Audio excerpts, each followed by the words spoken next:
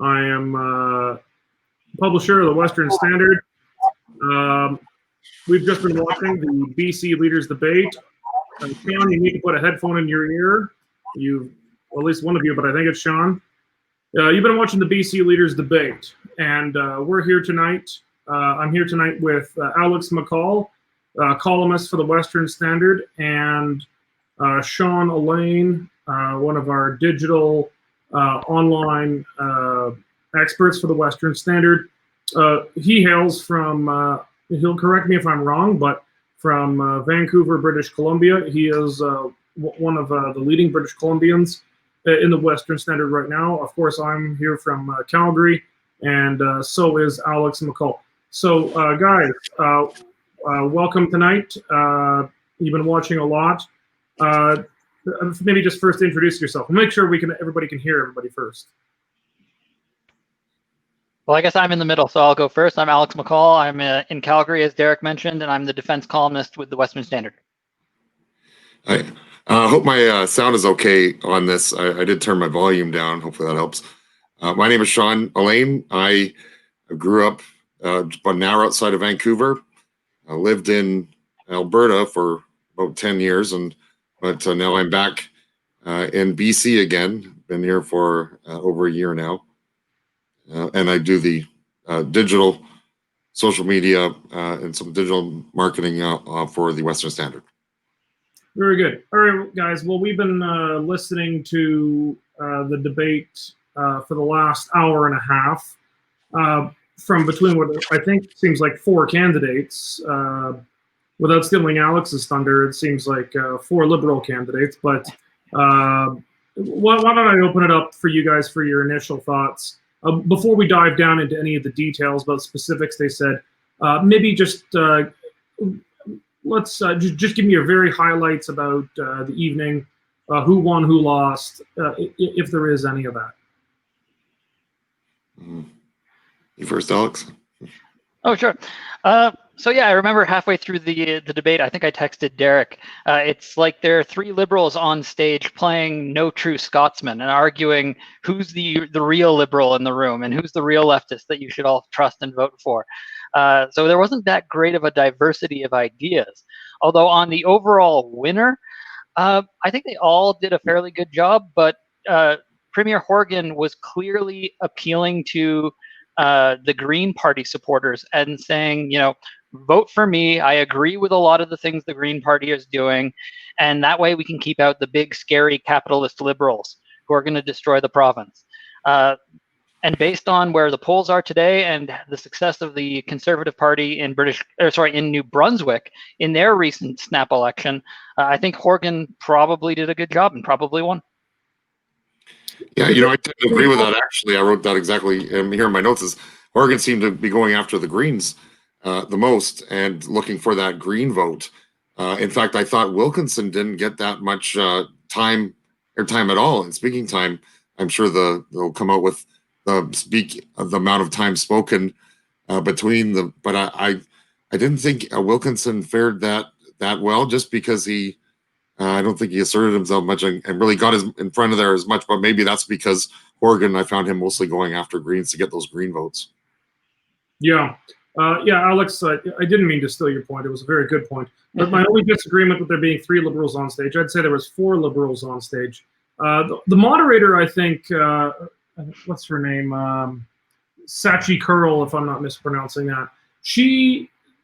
I think she did a good job in terms of keeping order of the debate. It was certainly a lot less chaotic than, say, the U.S. presidential debate with one angry man and one senile man. But she did a good job keeping order, but she was wildly involved in the debate. The questions I found were particularly ideologically slanted to the far, even radical left. She even went so far as to accuse all three candidates of having white privilege. Now, that is possible because the theory, intersectional ideology doesn't judge people as individuals; it judges them on a hierarchy or a pyramid of grievances and victimhood. So if you subscribe to intersectionality, all three do have white privilege, regardless of how woke any of them might be. But Maybe give some thoughts on the moderator and the role she played. Let's start with you, Sean. Well, yeah, I did find a lot of the questions in particular were for environmental or climate change.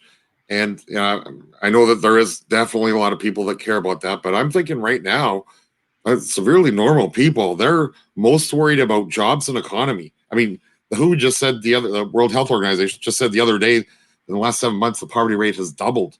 And, I think when you start losing your home and you start losing your car because of what's going on, then your environmental priorities, they start to go down the list. And when you're looking for, get enough money for when you're going to eat next, that becomes a little more of a priority.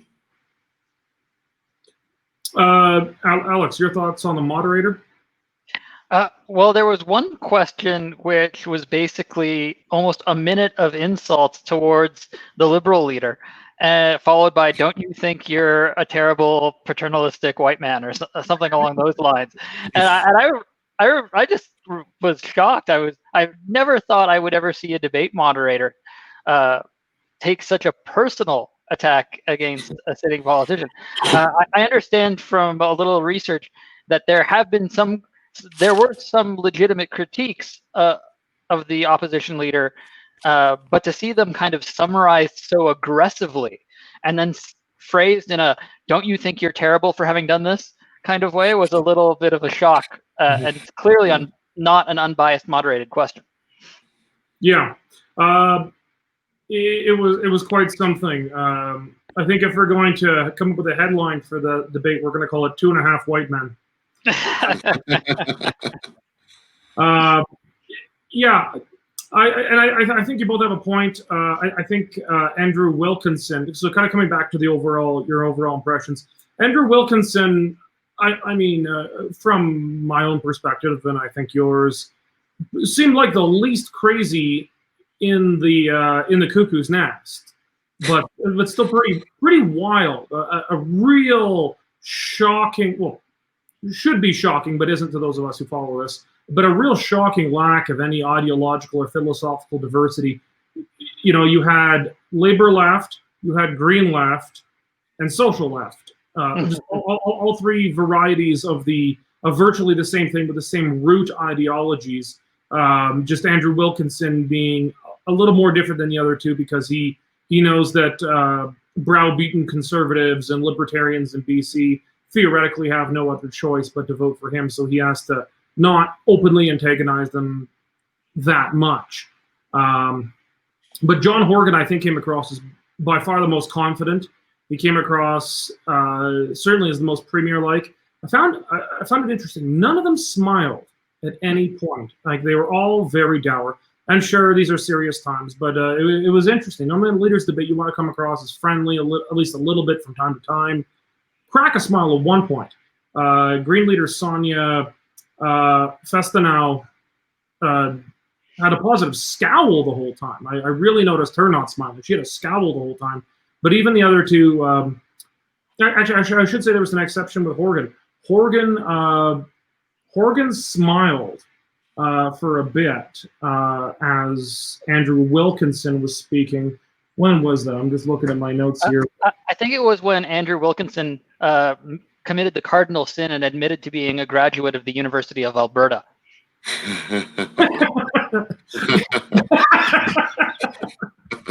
That's a very good point. Yeah, it's hard to say there was a clear winner or clear loser, but I think the one who was the most confident, at least, was NDP leader and premier John Horgan. He seemed, he's a big guy. His shoulders looked like he was, the shots are bouncing off of him. There was certainly very far from a knockout tonight. No one lost badly. No one won badly. But I'd say if there was a winner in relative terms, it was probably John Horgan. What are your guys' thoughts?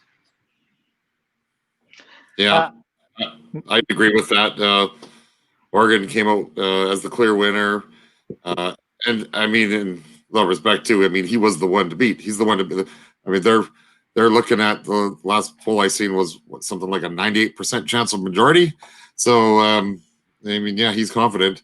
Wilkinson didn't get as much airtime, and it just seemed like the Green one was the one that Horgan was going after anyway. So I would definitely say Horgan won that. Yeah, there was a part in the debate where I noticed a pattern, and it was basically everything that's been good over the past couple of years was the result of the NDP government, and everything bad was something that they inherited from the previous Liberal government. And no incumbent government has ever blamed any problem on the previous government and taken credit for everything good. Alex, you're clearly, this is clearly a new electoral innovation, right? Yeah, of course. Yeah. John Horgan is the guy who would take credit for the sun rising and blame his predecessors for the sun setting. Yeah. And when it comes to the Site C dam, I mean, anything that goes wrong on that, well, he just blames the BC Liberals. Well, no, that was their project. Doesn't matter if that was completely horrendous, and then he can get away with it. So anything that goes wrong with Site C dam, if they go over budget, you can just blame that on the Liberals. The NDP, the Greens in BC really come across to me as if they were the NDP, but not thinking they could win government.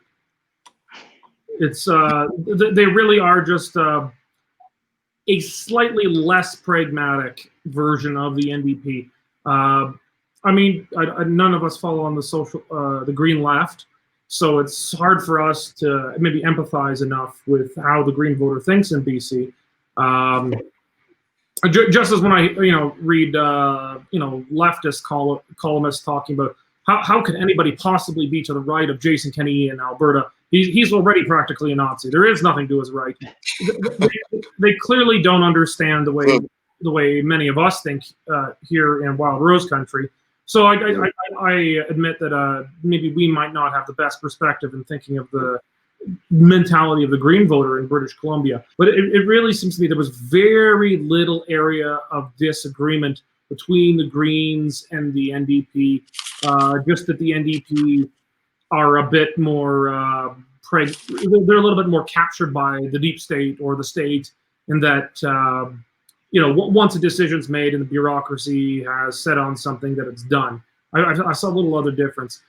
What are your? Let's start with you, Alex. On what are your thoughts on if you're a left Green voter, small G Green voter in BC?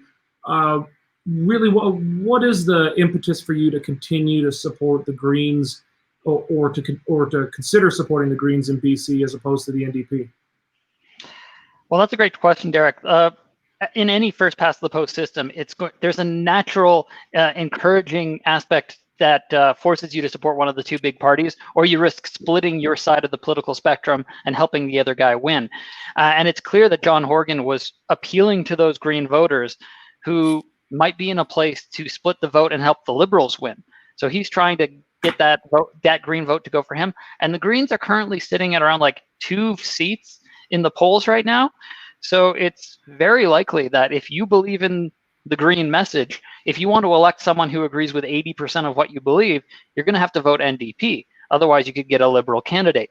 And I know we in Alberta hate to talk about vote splitting, but in the realities of first past the posts, that's what happens. And there was a topic of questioning during the debate about pipelines. And it seemed like they had very similar but slightly different answers. If you'll remember, the Liberal leader kept referring to protests have to be respectful and you have to fight the issues in the courts. You can't be blockading railways or pipelines that are under construction. So that was one key difference, whereas the Greens on the opposite end of the spectrum were encouraging people, it sounded like, to blockade railways and pipeline projects.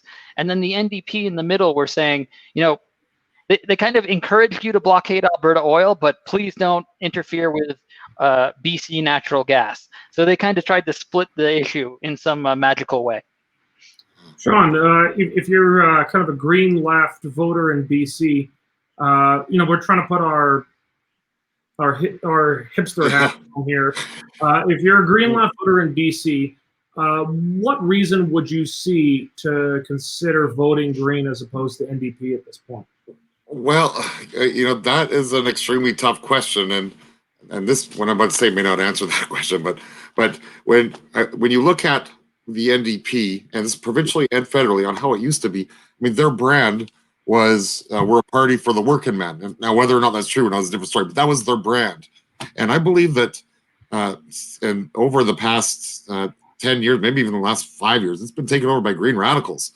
And now, I mean, why would you try to, I mean, especially them being a party that's been created by the unions, it's in their constitution, they have a non-voting seat right at the table, that why would you try and block a pipeline that you're going to have so many of your union members have jobs off of?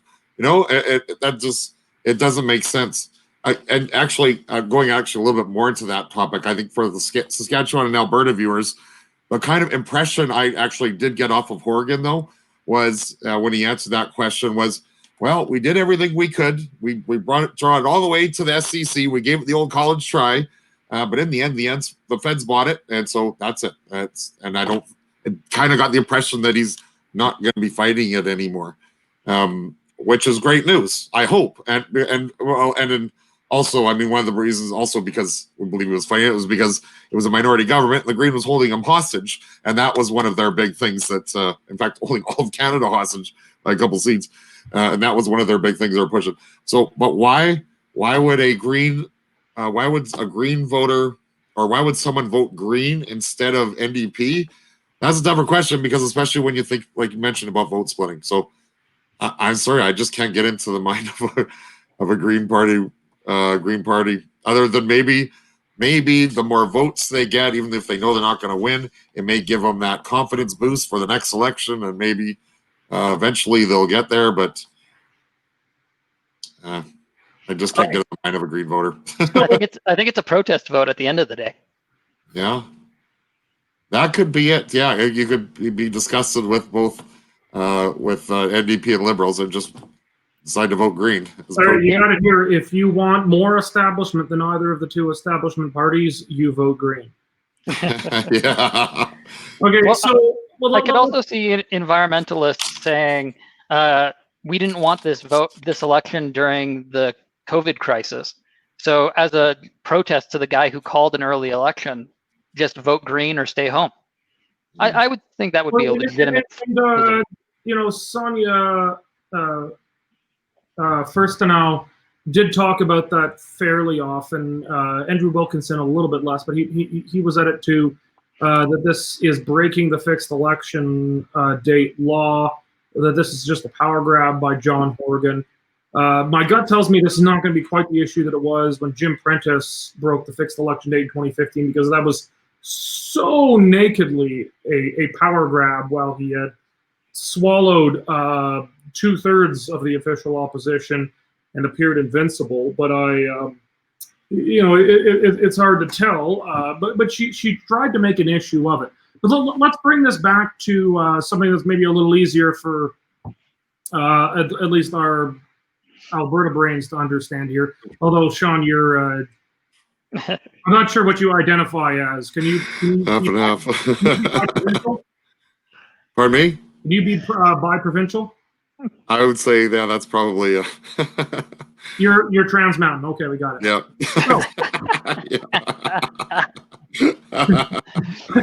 Yeah. I'm gonna get canceled. They can't cancel me. I own this. So we'll bring it back to something a little maybe easier to understand on this side of the Rockies here. The BC Liberals are a very funny and unique party in Canada. BC has traditionally had the NDP or CCF for most of its history, and then the other party, the not hard socialist party. And that's normally been a coalition of conservatives, populist, Western reform kinds, and what you might call moderate business liberals. Gordon Campbell, when I think it was 2001 that he was first elected, he's someone that I probably would have been pretty comfortable with. Maybe not great, but by BC standards, you'd say good enough. You know, he privatized a number of things, or partially privatized some things. He cut taxes. He balanced the budget. He was, after Ralph Klein and Mike Harris, certainly the most conservative premier in Canada, or libertarian, or however you want to slice that. But the BC Liberal Party, by the end of Gordon Campbell's tenure, was back to being almost what you would consider a moderate federal liberal. It was definitively liberal. It was just more moderate than you'd get with the social justice, hard left liberal with, say, a Justin Trudeau or a Stéphane Dion. So saw tonight was, we talked on this earlier, that he's spit in the face of his conservatives or libertarians or Western populists that are apparently a part of that coalition. But we had four liberals on stage, or two socialists and two liberals, depending on how you consider the moderator. We had, he was committed to not just the carbon tax, but he was committed to obeying without question federal orders to increase provincial carbon taxes. He didn't even bat an eye about that. He showed no interest in joining the court challenge against the federal carbon tax. He endorses the idea of carbon taxes, and it says it'll be fine to go up because Ottawa says so. He said repeatedly that money is cheap to borrow right now, so the government should borrow money and continue in deficits. These are things that would not earn you the support of conservatives if he was, say, the leader of the UCP or anything further right in Alberta. Maybe we'll start with you, Sean, and then we'll go to Alex about, what are your thoughts on Wilkinson's performance in terms of trying to keep the anti-socialist coalition together for British Columbia, keeping together Western populists, conservatives, and liberals, and how do you think he performed in that task tonight? Well, I don't think that there isn't really any other choice for libertarians and conservatives to vote for.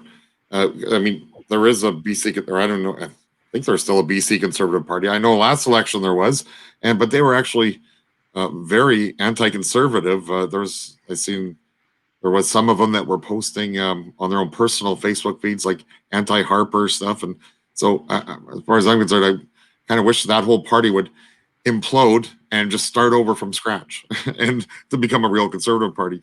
The BC Liberals do have a bit of an identity crisis. I hear this a lot, that people are associating the BC Liberals with the federal Liberals, and they're actually two very separate parties. And in fact, when I growing up out here, I knew that all I knew is I was someone who one of the biggest issues was to be fiscally conservative issues, fiscally responsible, keep deficits down, keep the economy moving. And at the time, that was the BC Liberals. And also at the time, I mean, we had Chrétien, who, fiscally, he was a fairly, small C conservative kind of government. Certainly not like the Liberals nowadays. So I always thought that, I was a Liberal. And it wasn't until I went to Alberta, and I believe I started really paying attention to Alberta politics with Redford in. And it turns out the conservatives there were the Liberals. So I had it really backwards there. I had to figure out that, wow, I'm actually a conservative. I didn't realize that. So, Alex, give me your thoughts on how you think Andrew Wilkinson did in trying to keep that anybody but Green NDP coalition together tonight. I think he did a fairly good job. There were a couple decent proposals that he talked about, like giving drivers in British Columbia a private insurance option and breaking the ICBC monopoly. I know that's a big complaint for free market-minded people in BC. It was interesting how the moderator called that privatization. That yes. only choice is just total. I think privatization is great. I think it's crazy that the government owns anything, period. Yeah. But it's extra crazy that the government owns an insurance company. And then it's positively Marxist that it's a monopoly. So they're going from Marxist to crazy. So sorry to interrupt, but people out here, people in BC hate ICBC. Sure, the ICBC is ICBC choice issue. God, what an awful moderator to call that privatization. No, privatization is what I would do if I somehow, killed someone and became the leader of a BC political party, and, and pigs were flying and hell froze over. That would be that's something I would talk about. But yeah. Back to your point, ICBC was, So rather than what they're talking about. But was there anything beyond ICBC that can appeal to someone right of Trudeau with Andrew Wilkinson? In many ways, it was the most right-wing option, but it was still a kind of a classical liberal. So there were things like the others were offering like free daycare, whereas the liberal plan was, I think, $10 a day daycare. So it was like there'd be a small copay, and that's the most right-wing option on the table. And, okay, so BC Liberals, skinniest kid at fat camp. Yeah, basically. Yeah. And on the ICBC front, I'd like to add that the ones on the extreme left, they like to try to have it both ways, because giving a private insurance option to regular folk is bad, but they also have mused about forcing wealthy people into buying private insurance for Ferraris and Lamborghinis. So having private insurance for rich people is good because it gets them off ICBC. And it's just nonsense. Everyone should have access to competition in the insurance market. Yeah. All right. Well, they talked about a lot of issues. They got a lot of environment in the real extreme end of things. I already mentioned that the moderator felt comfortable without questioning her own presumptions that everyone there has white privilege. I suppose you can debate if white privilege is a thing, but to accuse them all of having it regardless of their own backgrounds, certainly it was a lot of balls, I'd say, but there was a lot of stuff, a lot of race, a lot of indigenous issues, a lot of environment. Certainly one issue that's, I think, pretty unique to BC is money laundering and its connection with the housing market. That's a long-standing issue. I lived in British Columbia. I lived in Victoria for the better part of a year after I finished university. Housing prices are just wild in BC. This is an issue there. They all talk about it and like to talk about how concerned they are, but they don't seem to really have any commitment to do anything about it, because frankly, I'm not sure there is anything anyone can do about it unless your goal is to probably unconstitutionally ban foreigners from buying any property in British Columbia. Sean, maybe we'll just go to you for this one, because I'm sure Alex is probably just as stumped as I am. Really, how are British Columbians viewing the rental and property? Actually, this isn't even just a BC issue. This is probably just mostly a Lower Mainland issue, and to a lesser extent Victoria. Maybe you want to just kind of flesh this out a little bit and tell us how are British Columbians perceiving the issue, and do they think any one of the three parties we saw tonight have any more credibility than the others on it? Yeah, well, this has been a long-standing issue. And I don't think any party can solve it. The BC Liberals had their chance. The NDP has had their chance. In fact, the NDP, they did bring in some restrictions, but like they were actually punishing a lot of Albertans for their holiday home in BC. You're right. I'm no expert on real estate, but I think if there was a way to fix it, it probably would have been fixed, and it hasn't. No party's done it. Yeah. Well, go ahead. There's a very important thing that no one mentioned in the debate, which is supply and demand. There's certainly a lot of NIMBYism in the British Columbia that prevents development. We almost heard Andrew Wilkinson say it, but he only talked about supply. He didn't want to talk about supply and demand. And there was actually a point in the debate where they were arguing about what developers were doing. And in one point, John Horgan said that they should stop developers from making like 500 square foot shoebox condominiums because the developers are taking advantage of young people. As a young person who lives in downtown Calgary in a 600 50 square foot condo. Young people want to live there. Build them. Build more of them. It'll make the price go down. And I know that personally because I own my small condo in Calgary. And the reason it's worth less than I paid for it, other than the economic collapse in Alberta, has also been that there have been other condos springing up left, right, and center. When there's a lot of supply, the price stays stable or it goes down. But NIMBYism in Vancouver is rampant, and none of the leaders on stage wanted to pick a fight with Vancouver City Hall over it. But you know, those 500 square foot apartments, that's the only way young people can get into the housing market these days.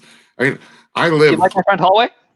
Yeah, I mean, I live, and in fact, actually, my place maybe even a little more than an hour outside of Vancouver, and the developer across the street, 5 acres, developed $1 million an acre, and tearing everything down and just building there, right? But I mean, that's the price for tear down. $1 million an acre over an hour from Vancouver. So the only way the young people can get into is those 500 square foot places. I don't disagree with anything the two of you have said. I think a lot of this certainly is government policy. But there is also the elephant in the room that no one seems to talk about, is that Vancouver is a delta butting up against the mountain. There is a very physical limitation of space, which is one reason Vancouver is such a vertical city. Calgary, well, I don't know, we can build probably about 200 kilometers in that direction. Yeah. 3,000 that direction. Well, Montana's that way, so I don't know. 500 that way. Yeah. And about 4,000 that way, all the way to the lakehead. So Calgary can grow literally forever. There is virtually no physical limitation to the growth of Calgary. But cities like Toronto or Vancouver or Montreal that have very serious geographic restrictions, things are going to get more expensive once you become a big city, because things are going to, both the buildings and the prices are going to go up, and that's just reality. Unless they're proposing to start blowing up mountains, there's just not much more space. Well, Derek, with respect, there are plenty of ways you can undo NIMBYism in Vancouver. There's the greater Vancouver area itself, which includes the neighboring cities, which are not very dense at all and could easily increase their population density with zoning reforms. And even Vancouver proper, don't ask me to quote all the laws, but there are a number of laws that limit development for things like, you can't cast a shadow onto the ocean, you can't interrupt the view of the mountains, you can't do this, you can't do that, you can't do this. You have to apply, and it takes 2 years and millions of dollars to get a permit. So there are plenty of ways you could build bigger, taller, and more density, even in Vancouver. No, certainly.